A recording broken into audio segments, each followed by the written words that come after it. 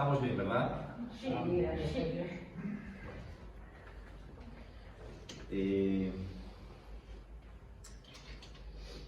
Pues les invito a que abran sus Biblias o sus aplicaciones en el primer capítulo de Marcos. Marcos, capítulo 1, y vamos a estudiar en comunidad desde el versículo 14 al versículo 20. Desde el versículo 14 hasta el 20. Lo vamos a leer, Olga, de corrido, y luego lo vamos a dividir en dos partes. Y me gustaría que fueras valiente y que participaras. Y que, bueno, que digas qué es lo que ves, qué te llama la atención. Detalles, por insignificantes que creas que son. ¿Vale, Sofía? Bien. Bueno, dice Guadalupe que después que Juan fue encarcelado, Jesús vino a Galilea predicando. ¿Y qué es lo que predica? El Evangelio. ¿Qué es lo que enseña? El Evangelio del Reino de Dios. El Evangelio del Reino de Dios.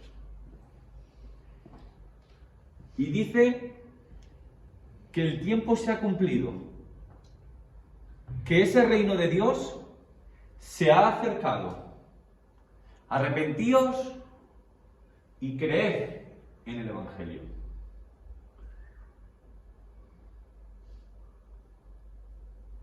Posteriormente se nos dice que está andando junto al mar de Galilea, que más que un mar es un lago grande, ¿vale? Y dice que vio a quién. A Simón y Andrés. A Simón y Andrés, su hermano, que echaban la red en el mar. Y se nos dice por qué. ¿Por qué echan la red en el mar? Para pescar. Porque eran pescadores. Y les dijo Jesús: venid en pos de mí y haré que seáis pescadores, pero de hombres. Y dejando luego sus redes, le siguieron. Pasando de allí un poco más adelante, vio a Jacobo, hijo de Zebedeo, y a Juan, su hermano, también ellos en la barca que remendaban las redes.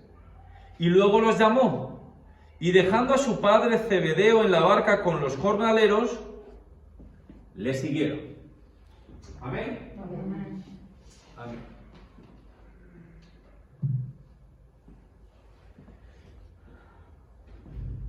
Tómense un minuto. Porque claro, es fácil comentarlo cuando te has tirado toda la semana estudiándolo, ¿no? Pero si usted no sabía los versículos que yo iba a tocar, pues es bastante más complicado. Tómate ese minutillo para volver a leerlo detenidamente, con tranquilidad.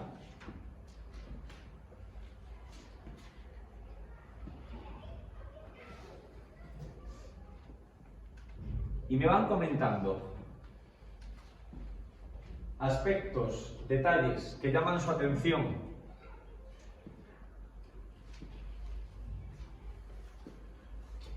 Si son capaces de ver escenas diferentes, temáticas distintas, cualquier aporte es positivo. Es más, aunque te parezca absurdo o aunque te parezca una tontería, pues no tiene por qué serlo, ¿eh? Porque puedes ver cosas en las que el resto no ha reparado. Jesús dice que el tiempo se ha cumplido porque ya sabe que va a llegar la hora de su muerte. Amén. Por eso lo dice. porque sabe él que dentro de poco va a ser entregada y va a sufrir lo que sufrió. Muy bien, Sofía, muy bien. Hay un detalle. Evidentemente, Sofía, yo creo que el Señor sabe que ser fiel a sí mismo, que ser fiel al Padre, le va a llevar a la cruz. Porque lo que él decía no agradaba. A nadie. Pero es curioso que él hablaba del Padre, él hablaba de Dios, y a los que se dedicaban a las cosas de Dios, pues no les gustaba. Y dice que el momento ha llegado, Sofía, pero es incluso un poco antes, es el momento de comenzar su ministerio. ¿Recuerdan que estuvimos viendo el bautizo? Y dijimos, Guadalupe, si recuerdas, que él por 30 años había cumplido con su familia. Se había dedicado a su profesión, se había dedicado a mantener a los suyos. Él era el primogénito. Presuponemos que el padre ya no estaba, porque no se le vuelve a citar, ¿vale? Seguramente el padre había muerto. Y él era responsable de sacar a su madre y a sus hermanos pequeños adelante. Y él siente ese llamado. Él siente que ha llegado el momento de dejar familia, de dejar su trabajo secular y de dedicarse a las cosas del Padre Celestial. Amén.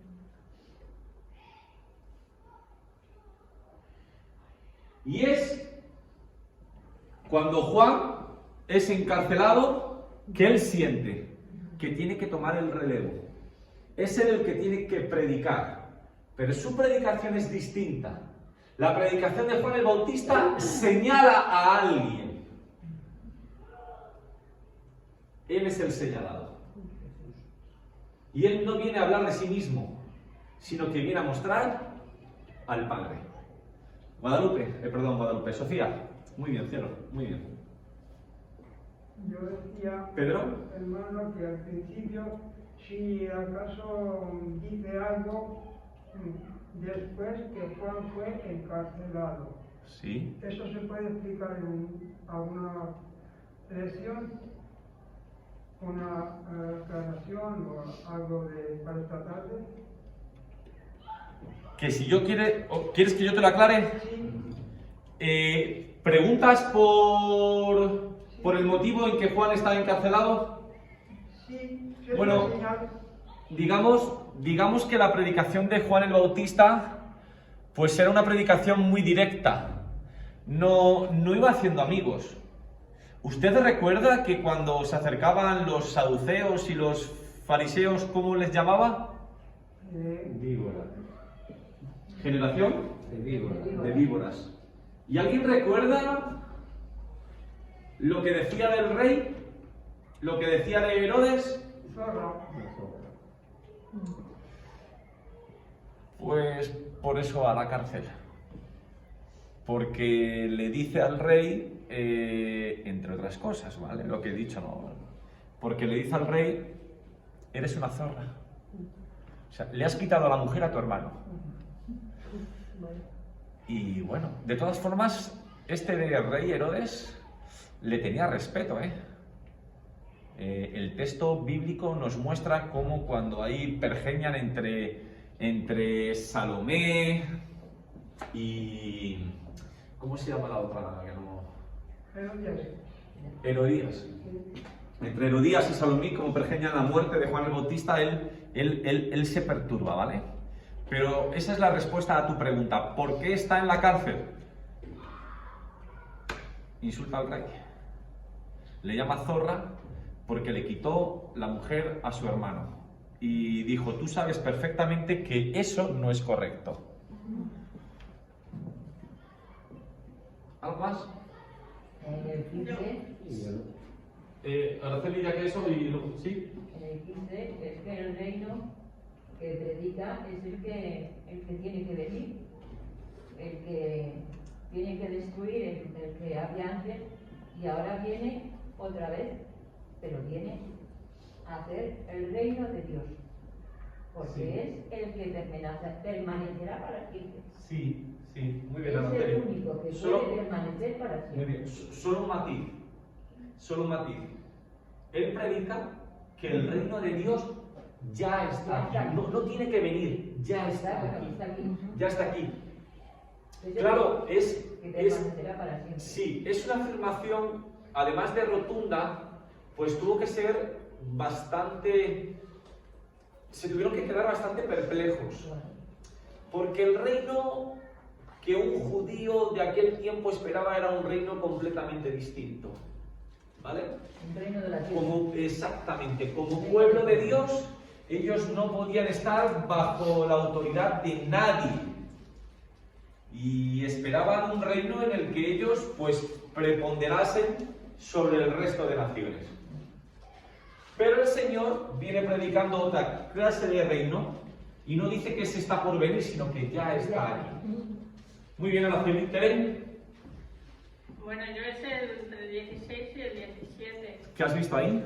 Yo he visto que cuando Simón y Pedro y Andrés estaban pescando, ellos no conocían a Jesús, pero habrían oído hablar de él, ¿no? Pero no conocerlo, ¿no? Sin embargo, cuando Jesús le dijo, venid en pos de mí, Sí. algo tuvieron que ver en él para que lo dejasen todo y se fueran.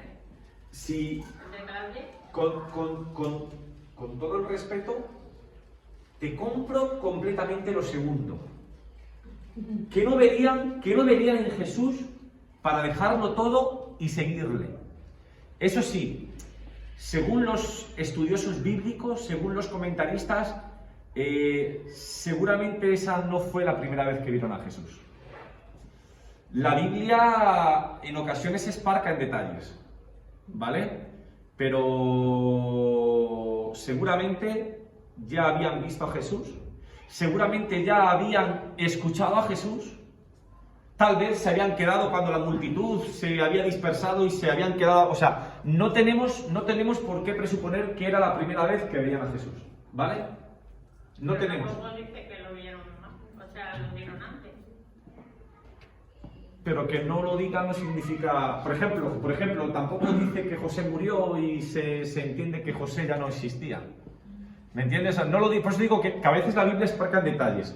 Pero los comentaristas bíblicos, además, que hay unanimidad, o sea, no hay controversia en ese punto, no hay controversia, ¿no? Como a veces le he dicho, bueno, hay algunos que enseñan esto, hay otros. No, o sea, seguramente ya habían escuchado a Jesús.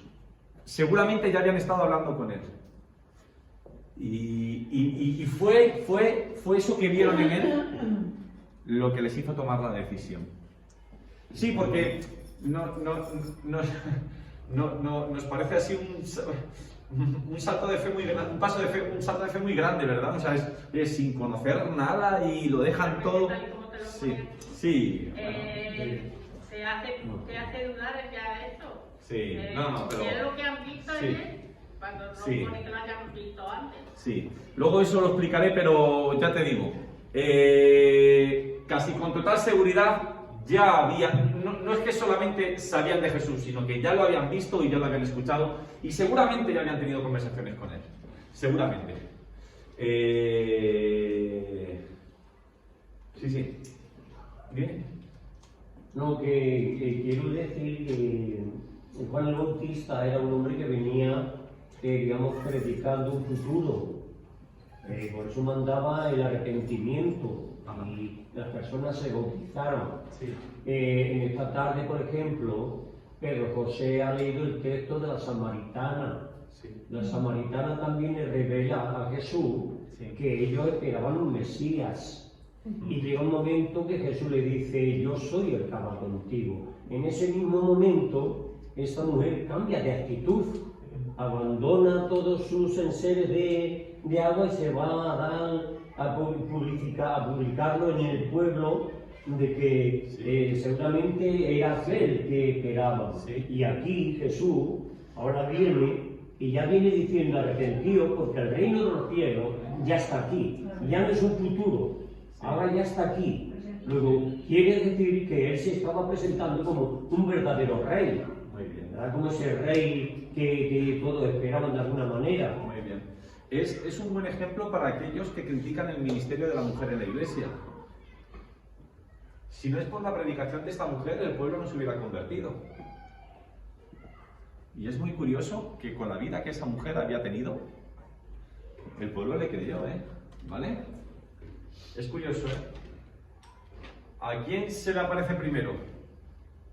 A mujeres. ¿Quién va a anunciar a los discípulos que él ha resucitado? Vaya Magdalena. Mujeres. ¿Quién predica a los samaritanos? Mujeres. Curioso, Muy bien. Pues miren, hermanos, quiero que recapaciten y que reflexionen. Están muy bien, todo lo que han dicho, muy bien. Quiero que reflexionen en el versículo 14 y 15. Versículo 14 y 15. Porque ahí tenemos un resumen, pero total. Se nos dice que Jesús, ¿qué vino haciendo? Predicar. Gracias, Guadalupe. Hasta ahí, nos quedamos ahí. Él vino predicando. Y en esos dos versículos se nos habla del contenido de la predicación. Hay 3 palabras que resumen el contenido de esa predicación. Miren. El Evangelio. Miren. Evangelio. Arrepentíos y creed. En esas 3 palabras se resume la predicación de Jesús. Vamos a hablar en primer lugar del Evangelio. Olga,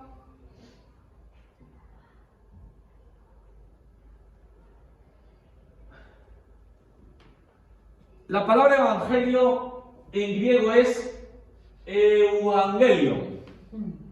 ¿Vale? Euangelion. ¿Qué significa el Evangelio? Buenas nuevas. Buenas nuevas, buenas noticias. Por tanto, lo que el Señor vino a traer a la humanidad son buenas noticias. ¿Vale? Yo no sé lo que es para ti una buena noticia, pero Él vino a traer a la humanidad buenas noticias. ¿En qué consisten estas buenas noticias, Eliseo? Pues si recorremos el Nuevo Testamento, nos vamos a dar cuenta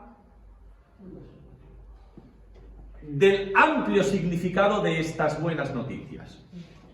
Miren, por ejemplo, es la buena noticia de la verdad. Como el tiempo se nos va, y a mí me gusta que ustedes participen, yo tenía pensado que los textos no los leyéramos, pero bueno, van a ver que las palabras que yo he escogido no es porque a mí me vengan bien, sino porque se citan en el Nuevo Testamento, ¿vale? Es la buena noticia de la verdad. Pedro José, hasta aquel tiempo, las gentes, con respecto a Dios, simplemente podían hacer suposiciones. Buscaban a Dios a tientas. Yo no sé ustedes, Tere a lo mejor, que vive sola, pues si por la noche tiene que ir al baño, me imagino que encenderás la luz. Ah, tú no, ¿verdad? Vale. Pues igual que yo. Pues igual que yo. Usted tampoco. Fue lo que hacéis por ahorrar la luz, ¿eh? O sea, lo que, ¿no? El gobierno ha puesto tan cara la luz que es que ya... Bueno, pero Guadalupe sí da la luz.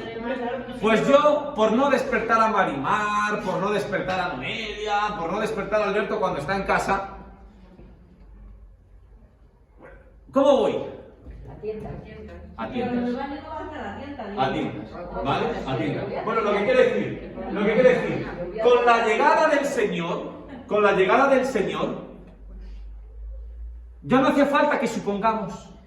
El ser humano ya no tiene que ir a tiendas. Ya sabemos cómo Dios es, porque Jesús nos lo muestra. Si Javes me dijera hoy, Félix, ¿cómo piensa Dios? ¿Cómo piensa Jesús?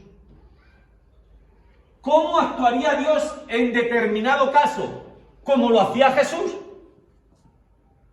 Porque Jesús nos muestra a Dios. El que me ha visto a mí, no a mí, el que me ha visto a mí, ha visto al Padre. Ya no hace falta que divaguemos, Tere. Muchas dudas se quedan resueltas porque el Señor nos muestra al Padre.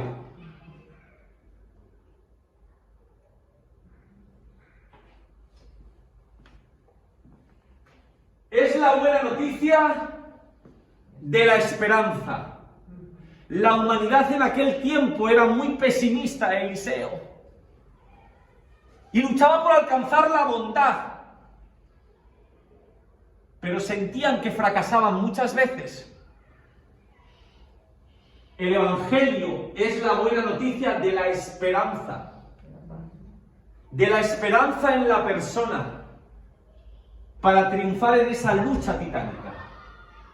Es la buena noticia de la paz. Hay una característica en nuestra personalidad que yo creo que todo el mundo estará de acuerdo conmigo. Y es esa lucha interna que tenemos entre el bien y el mal. ¿Habéis visto ahí cuando Homer Simpson tiene aquí al angelito y tiene al demonio? Sí. Olga, no me digas, que hay veces que, como que... quiero hacer el bien, pero por otro lado... Esa lucha constante está en todos los seres humanos. O tú siempre estás... Eliseo, tú siempre estás en paz. Nunca tienes dudas. Nunca estás tentado al mal. ¿No? No, hay muchas veces que, como Mario. Uno dice, vengo al estudio. Pero dice el otro, no vayas al estudio, quédate en casa, caramba. Una lucha constante. Bien. Pues en esa lucha fratricida, Dios une esa personalidad dividida y nos da victoria.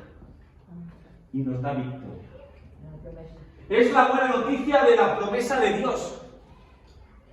Yo no sé cómo tú percibes a Dios, pero muchas veces ven en Dios la gente un Dios lleno de amenazas, que constantemente nos está amenazando. ¿Sabes? Cuidadín. Sin embargo, Dios es más un Dios de promesas que de amenazas. Cualquier religión que no sea cristiana va a incidir más en un Dios de amenaza. Un Dios al que hay que tenerle miedo, al que hay que tenerle pánico. Y nuestro Dios es un Dios de amor. Es más, se nos dice que si no tenemos amor, no hemos conocido al Padre, porque Dios es amor. Él es amor. Él es un Dios de promesas. Él es un Dios que está interesado en darte incluso más de lo que tú estás dispuesto a pedir. El Evangelio también es la buena noticia de la inmortalidad. Qué malo es vivir sin esperanza. Pensar que en 5 o en 10, en 20 o en 30 años todo se acaba. El cristiano sabe que no va camino de la muerte, sino que va camino de la vida. Hoy me preguntaba Eliseo, yo me pregunto, Félix, muchas veces, ¿cómo estaremos allí? ¿Cómo será? Pues no lo sé. La verdad es que no tenemos mucha información, no sé cómo estaremos, pero vamos a estar, esto no termina aquí.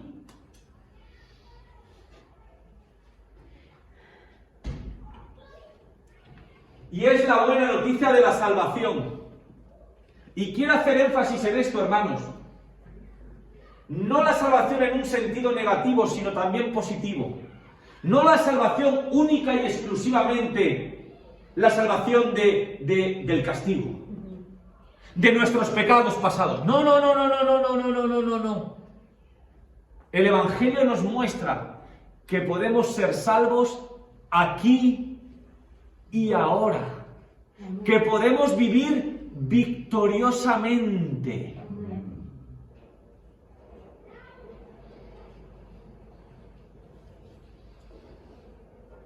Todo eso y mucho más es el Evangelio. Todo eso y mucho más son las buenas noticias. Todo eso y mucho más es lo que vino predicando el Señor. La segunda palabra, ¿cuál era? Arrepentíos. ¿Quién decía eso de arrepentíos? Los quiere el Señor. Bien, miren. La palabra en griego es metanoia, ¿vale? Arrepentíos, metanoia. No paranoia, ¿eh? Aquí está María puesta ahí. No, metanoia. Arrepentíos. Ahora, venga, de aquí nos vamos hoy con esto claro totalmente. ¿Qué significa el arrepentimiento? Un cambio. Esto está bien ahí. Primero, un cambio. ¿Un cambio de qué? De todo, de vida. De todo lo que hay dentro. Está muy bien. Yo lo voy a resumir con otras palabras, pero eso es un cambio de vida, es un cambio de actitud. Mira, el arrepentimiento, Guadalupe, es un cambio de mentalidad. Es un cambio de mentalidad. ¿Vale? Es un cambio en nuestra forma de pensar. Antes veíamos las cosas desde un prisma y ahora lo vemos desde otro totalmente distinto. Ahora, hermanos, quiero que sepamos hacer la diferencia.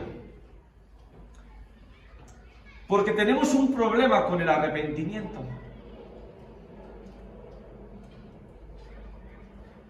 Se nos dice que tenemos que tener un cambio de mentalidad, ¿vale? Pero hay muchas gentes, hay muchas personas, Sofía, que sufren.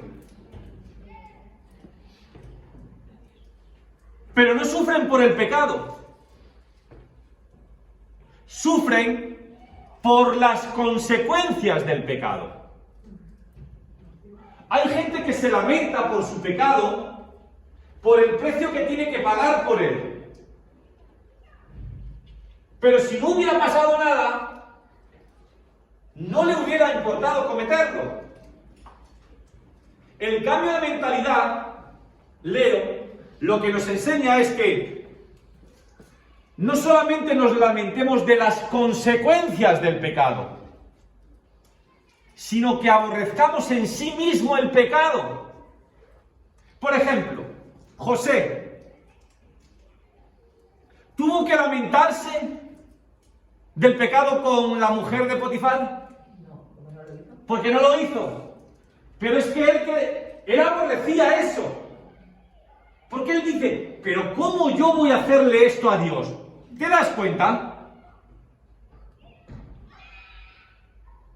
Oye, y yo me imagino a Olga siendo carnal a tope. Me imagino que José tonto no era. Guapete, 17 años, rubio y con ojos azules. No creo, pues sería moreno y con los ojos avellana. ¿Vale?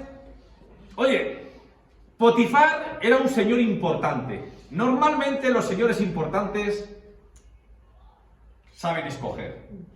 He sido fino, ¿no? Diciéndolo, ¿no? Sí. Saben escoger, no se pueden permitir el escoger. O sea, yo quiero imaginarme, en la Biblia no lo dice, pero yo quiero imaginarme que la mujer de Potifar tenía que ser una mujer bonita. Yo creo que José cuando la vio, dijo, esta mujer es una mujer bonita. Y guapa. Bonita, guapa. Pero él, escúchame, él dice, pero ¿cómo le voy a hacer yo esto a Dios? Él aborrece el pecado. Ese pecado que no aborreció Herodes y por el cual le llama zorra Juan el Bautista. ¿Usted cree que Herodes sufría? Anda que le quita la novia a su amigo. No, le quita la mujer a su hermano. Si antes era tu hermano, ya que... Pues justamente, ¿vale? Pero dice, ¿cómo le voy a hacer eso? Él aborrece el pecado en sí mismo. Ahora, vamos al ejemplo contrario, Sansón. Sansón, que aborreció, Tere, las consecuencias del pecado. Lo tenía todo, desde que nació, consagrado al Señor. Tenía un don especial, pero con su vida lo malgastó, ¿sabes? Malgastó lo que él tenía. Por poner un ejemplo normal, tú imagínate que eres súper inteligente. Que lo que yo tardo en estudiar 5 horas, tú haces así, y en 5 minutos tienes un don especial. Pero si eres vago, si no tienes cultura de trabajo, si no tienes cultura de esfuerzo, si te dedicas todo el día a jugar a la consola, lo mismo no sacas nada, desperdicias el don que tienes. Lo tienes, pero no le sacas partido. Y así en todas las áreas de la vida, ¿eh? Él tenía un don y lo desperdició porque quiso vivir su vida.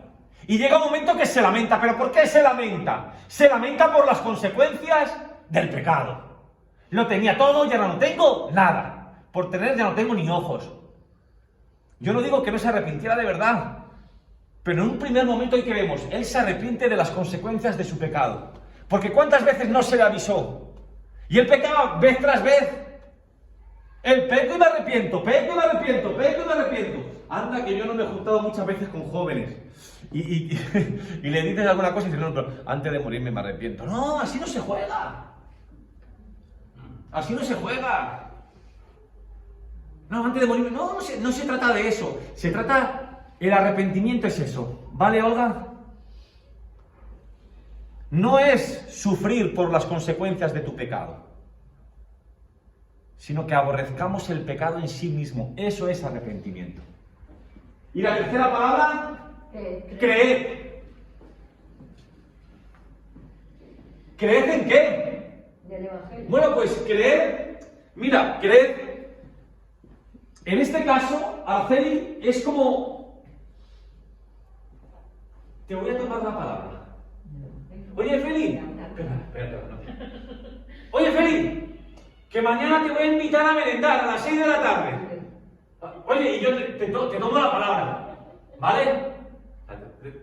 Bueno, creer en este caso es... Te voy a tomar la palabra, Jesús, de que lo que dices es verdad. No te líes más, deja ya de más velocidad. Te voy a tomar la palabra de que lo que dices es verdad. De que Dios es como tú dices que es. Te voy a tomar la palabra de que Dios nos ama tanto que Él va a hacer todo lo posible por atraer al mundo a sí mismo. Te voy a tomar la palabra de que a pesar de que a mí me parezca súper bueno lo que me estás diciendo, incluso es más. Te voy a tomar la palabra. ¿Se dan cuenta? El Evangelio, todo lo que implica, el arrepentimiento, no solamente aborrecer las consecuencias, sino aborrecer el pecado en sí mismo. Y creer que es el que tomo la palabra Jesús. ¿Vale? Creo en que lo que me estás diciendo es verdad. ¿Vale? Muy bien. Y como nos quedan 15 minutos... En estos versículos, lo leo y a ver qué ven aquí, ¿vale? Ya han dicho algunas cositas. Andando junto al mar de Galilea, vio a Pedro y a Andrés, su hermano, que echaban la red en el mar porque eran pescadores. Y les dijo Jesús, venid en pos de mí y haré que seáis pescadores de hombres. Y dejando luego sus redes les siguieron. Pasando de allí un poco más adelante, vio a Jacobo, hijo de Zebedeo, y a Juan su hermano, también ellos en la barca, que remendaban las redes. Y luego los llamó y dejando a su padre Zebedeo en la barca, con los jornaleros le siguieron. ¿Vale? Pues miren.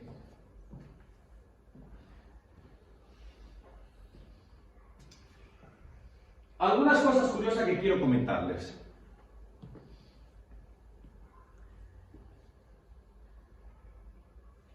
El Señor escoge a sus discípulos. ¿Vale? ¿Qué eran?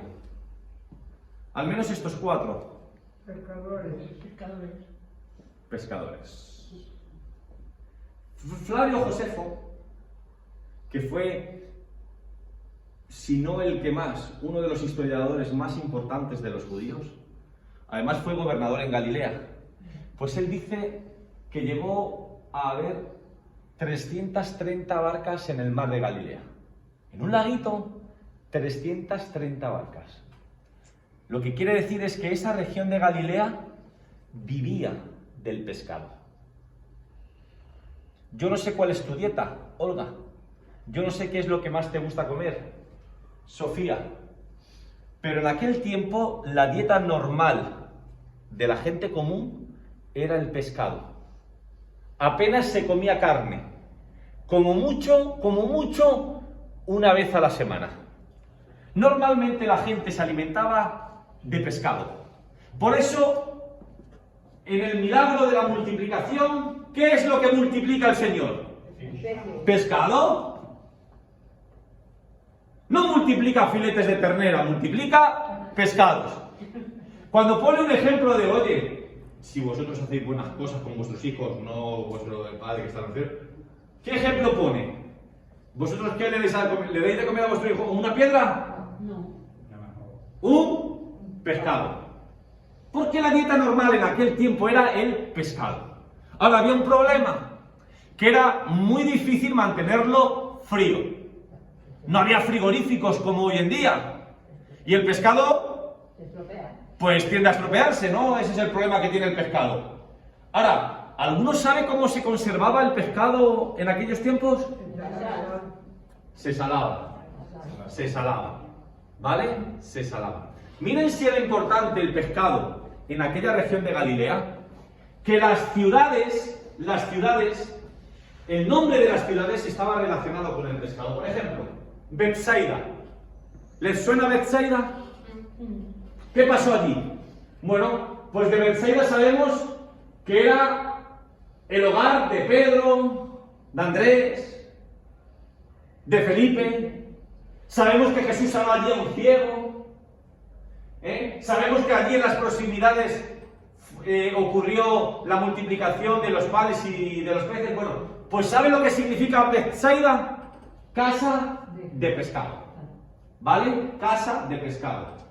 Otro sitio, Tariquea. Pues no me suena Tariquea. ¿A qué no le suena ninguno Tariquea? No. Pero a que sí le suena Magdala. Sí, le suena. Sí. María Magdalena. María de Magdala. Pues Magdala o Tariquea quiere decir lugar del pescado salado. Por tanto, eso es algo que tenemos que saber. Otra cosita hay. ¿Qué estaban haciendo los pescadores en ese momento? Vale.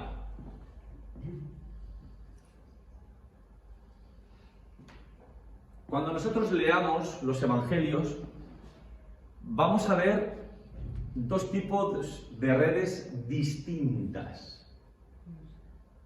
¿Vale? Mi padre hubo un tiempo que le dio por pescar, se compró una caña y tiraba, pues, ¿no?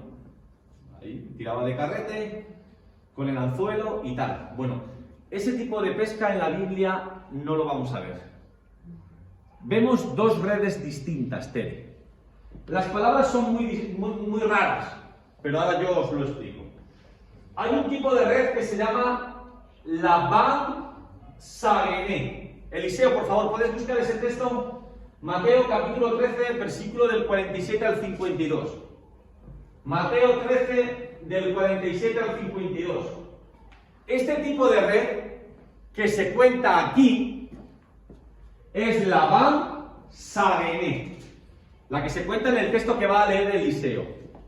No la que estamos viendo en el caso de los apóstoles. No. En lo que va a leer Eliseo, por favor. 13.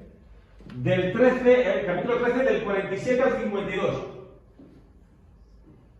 ¿Sí? Sí. ¿Sí? Asimismo, el reino de los cielos es semejante a una red que, echada en el mar, recoge de toda clase de peces. Muy bien. Y una vez llena, la sacan a la orilla y sentados recogen lo bueno en cestas y lo malo echan fuera. Así será el fin del siglo. Saldrán los ángeles y apartarán a los malos entre los justos. Y los echarán en el horno de fuego. Allí será el lloro y el crujir de dientes. Vale, por ahí, con eso es suficiente, Eliseo. Gracias. Esa red que es echada en el mar, esa es Laban Sagené. Nosotros lo conocemos, Pedro, como una red barredera. Es un tipo saco. Estás en medio del mar y va recogiendo todo lo que encuentra a su paso, todo lo que recoge esa red. ¿Sirve? No. Cuando llegan a puerto, o cuando ya está la red en el barco, pues tienen que separar lo útil de lo inútil, ¿vale? Pero hay otro tipo de red, que es la que se menciona aquí, en el texto que estamos estudiando, y es la anfiblestron. Ese tipo de red, Pedro José, se tira desde la orilla. Para esa red, para utilizarla tienes que estar muy bien de la vista. Uno ve un banco de peces, tira esa red, que es como una suerte de sombrilla o de cono, se tira, y cuando ves que los peces están en ese lugar de la red, tiras para arriba, se cierra y los peces quedan encerrados. ¿Tienen que separar algo? No, porque tú ya has visto en el momento de tirar qué es lo que había. Ese tipo de red, la anfiblestron, es la que estaban utilizando estos discípulos en ese momento, ¿vale? Y con lo último que quiero acabar en esta tarde, antes de irnos, vamos a estudiar un poco a las personas que el Señor escoge. En primer lugar, debemos fijarnos en lo que eran. ¿Qué eran estas personas? Pescadores. Por tanto, Araceli, gente normal y corriente. ¿Los cogió el Señor de la escuela? No. ¿Del colegio? No. ¿Eran eclesiásticos? No. ¿Aristócratas? Tampoco. Había poco por el ¿Adinerados? entonces. Era gente normal y corriente. Trabajadores. Yo creo que nadie como el Señor confió tanto en la gente normal y corriente. Nadie. Es como si Él nos dijera, dadme 12 personas que confíen en mí y verán lo que soy capaz de hacer. Por tanto, Tere,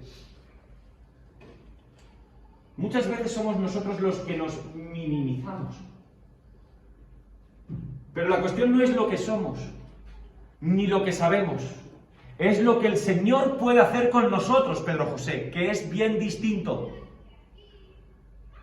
El Señor no se fue a Harvard a escoger a lo mejor. Cogió a gente normal, que hizo cosas mayúsculas, sobresalientes, porque confiaron en Él. Pero el primer punto, eran gente común, gente normal. ¿Qué es lo que estaban haciendo cuando el Señor les llama? echando las redes. Pescando y remendando redes, ¿vale? Os hago caso a los dos porque es lo que estaban haciendo. Pescando y remendando redes. Estaban trabajando, estaban haciendo lo que hacían todos los días. Porque un panadero, ¿qué es lo que hace todos los días? Pan. Un mecánico, ¿qué es lo que hace todos los días? Arreglar coches. Un pescador, ¿qué es lo que hace todos los días? Pescar. ¿Qué estaban haciendo? Lo de todos los días. Como otros profetas. Por ejemplo, Amós. Él dice, oye, que yo ni soy profeta, ni hijo de profeta, sino boyero. No que haga bollos, sino que cuida de los bueyes del ganado. Sino boyero y recogedor de higos silvestres. Y el Señor me tomó de detrás del ganado y me dijo, ve a profetizarle a mi pueblo Israel. El Señor no tiene por qué llamarte en la iglesia. El Señor no tiene por qué llamarte en un retiro espiritual. El Señor puede llamarte incluso en tu puesto de trabajo. Porque en un mundo lleno de Él no podemos escaparnos de Él. Tercera cosa. Debemos fijarnos en cómo los llamó Jesús. ¿Qué dijo? Seguidme, seguidme, seguidme. Tere, ¿qué no verían en Él para dejarlo todo? ¿Qué no verían en Él para dejarlo todo y seguirle? ¿Qué transmitiría esa mirada? Tienes que confiar mucho en una persona para dejar tu sustento para ir en pos de un hombre. Y fíjense que el Señor no dijo, tengo aquí un tratado teológico, Eliseo, para que le eches un vistazo. O tengo unas teorías acerca de la moral que quiero que os planteéis. No. Seguidme, seguidme. ¿Vale? Incido en esto. Importante, Tere, no tenemos por qué presuponer que fue la primera vez que vieron a Jesús. Seguramente ya le conocían. Habían oído hablar de Él, le habían escuchado enseñar, se habían quedado fascinados con Él y cuando le dicen, seguidme, lo dejan todo. Cuarto, último. Por último debemos notar lo que Jesús les ofreció. Ser pescador de hombres. En otras palabras, Araceli, ¿qué le has clavado? En otras palabras, una tarea. Lo dejaron todo, Tere, por una tarea. ¿Les prometió una vida acomodada? No. ¿Una vida tranquila?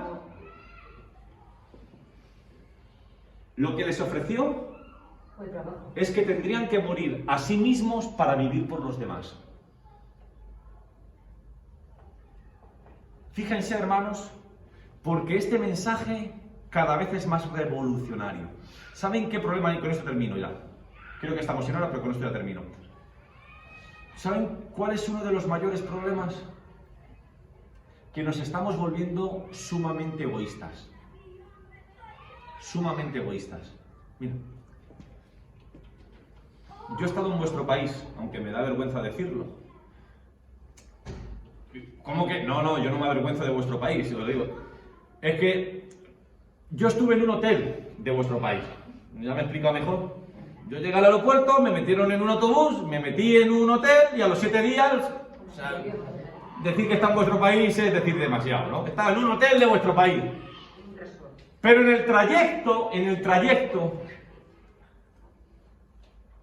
yo vi la sonrisa de niños cuya casa eran 4 puertas de madera y como calzados sus propios pies. Y yo veía una alegría que no se la veo a mi hija con el último móvil del mercado. ¿No?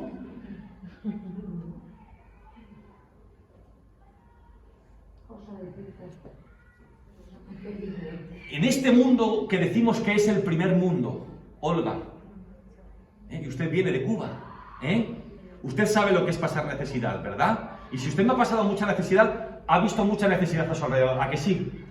A que la gente es solidaria. Yo creo que los que más dan son los que menos tienen. Sin embargo, nosotros estamos llenos de cosas, pero que no estamos dispuestas a compartir. Las queremos solo para nosotros. Y en la iglesia estamos haciendo esto. Nos gustan las cosas del Señor, pero nos conformamos con venir a la iglesia a escuchar del Señor. ¿Pero usted cree que el Señor murió en la cruz del Calvario para que nosotros pudiéramos venir a la iglesia única y exclusivamente? Para eso dio su vida. Para que yo me conforme con venir a un estudio bíblico. Para que yo me conforme con venir a un culto. Para que yo me conforme con poner diapositivas y decir que estoy sirviendo al Señor. ¿Tú crees que Jesús murió por eso? Él dio su vida por los demás. Y quiere que sus discípulos den su vida por los demás. Pero solo nos preocupamos de nosotros. Y estando yo bien, no sé si estoy diciendo muchas tonterías o estás de acuerdo conmigo. Pero cada vez somos más independientes. Cada vez estamos más inmunizados al dolor ajeno. Yo digo, ¿ha visto esta corriente de solidaridad que se está despertando en torno a lo de La Palma? ¿Dónde está la iglesia ahí? Ahí es donde el cristiano tiene que estar. Pedro, que escucha a mi hermano, que lo digo con respeto, no me malinterprete.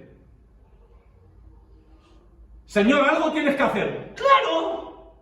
Tú eres la respuesta a esa oración. Nosotros somos los que tenemos que hacer algo. Su iglesia es la que tiene que hacer algo. Su iglesia es la que tiene que mostrar solidaridad. Pero es más fácil, ¿me entiendes? Que es más fácil esperar que Dios haga. Claro, que Dios lo haga. ¿Para qué? Para que yo esté acá a gustito en la iglesia. Y soy cristiano porque doy mi ofrenda. ¡Ole tú! No, eso no es cristianismo. Eso es religiosidad. El cristianismo vive la vida de Jesús. Se da al prójimo. Por eso, Olga, si usted viene... si usted viene de Cuba y viene acostumbrada el ayudarse al uno al otro, el estar mirando al uno, y viene aquí, al primer mundo, y se vuelve egoísta, el viaje la salió caro. Porque su esencia como persona la ha perdido. Si tú te vienes aquí, de la República Dominicana, porque crees que en España vas a tener más oportunidades, pero pierdes la esencia de aquello que tenéis, vuestro viaje os ha salido caro. El Señor murió porque fue fiel a sí mismo. Porque fue fiel a lo que creía. ¿Y en qué creía? En la voluntad del Padre. ¿Cuál es mi propósito en la vida? La voluntad del Padre. Y si tienes que morir, pues muero, pero voy a ser fiel a eso. Nosotros somos fieles a lo que creemos.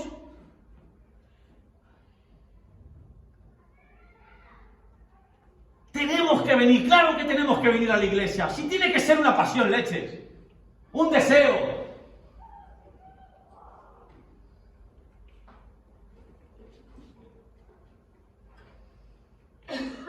Les voy a confesar algo. Yo he estado de vacaciones y tenía necesidad de escuchar del Señor. Y como no vi una iglesia, me metí en una iglesia católica. Y ¿qué pasa? A la iglesia católica. Y me encantó la homilía del cura. Porque estaba de vacaciones, pero necesitaba escuchar del Señor. A mi hijo ya le han recomendado una iglesia bautista. Encantados estamos. Yo me pongo, no, es una iglesia bautista. ¿Qué me pasa? ¿Qué pasa? Hace 20 años nosotros pensábamos que éramos los únicos, la iglesia de Cristo, la iglesia de Cristo. Yo no sé cómo estáis allí por la República Dominicana, pero la iglesia de Cristo era la iglesia de Cristo. ¿Y las demás iglesias qué pasa? ¿Qué pasa con la... Tiene que ser, Tere, una pasión porque llega el viernes, porque llega el domingo, una pasión. pero una pasión que nazca de lo que vivo durante la semana. No por cumplir. Para cumplir se cumple en el trabajo. Marcas la ficha, te sacas la ficha y ya está. En la iglesia no se cumple. La iglesia es una expresión de lo que tú eres. De lo que tú eres. Y eso es lo que les promete el Señor, una tarea. Así que si somos cristianos sin tarea, ¿qué clase de discípulos estamos siendo? Eliseo, se nos tendrá que notar algo, tío. Se nos tendrá que notar algo. Algo se nos tendrá que notar. No, Sofía, algo se nos tendrá que notar. Y venimos, claro que venimos, y adoramos al Señor, y adoramos en comunidad, y nos preocupamos los unos por los otros, y en lugar de ver los fallos, que todo el mundo tiene fallos, pero ¿qué leche fijarnos en los fallos, en las cosas bonitas?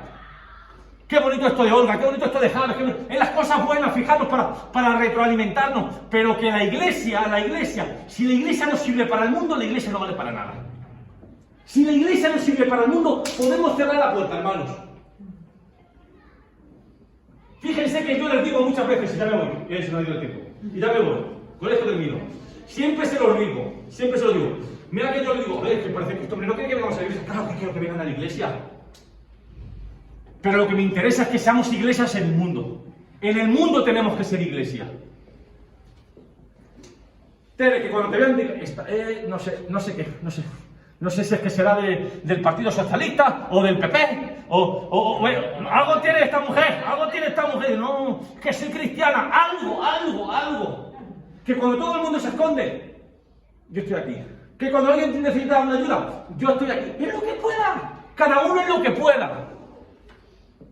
Pues fíjense que esos hombres, que Pedro no lo sé, pero los otros, los hijos de Zebedeo, creo que la vida la tenían resuelta, porque papá tenía jornaleros. ¿Sabes lo que significaba eso? Que papá era de posibles. Pues lo dejaron todo por una tarea. ¿Y sabes cómo acabaron esa gente? Muertos. ¿Muertos por qué? Por un ideal. Muertos por un ideal. ¿Nosotros moriríamos por ese ideal? ¿O estamos tan a gustos en este mundo occidentalizado que ya no? Me conformo con la predicación bonita del domingo. Señor, qué natividad, natividad, que hable con poder el domingo. ¿Y nos va a remover algo, hermanos? Venga, que Dios le bendiga.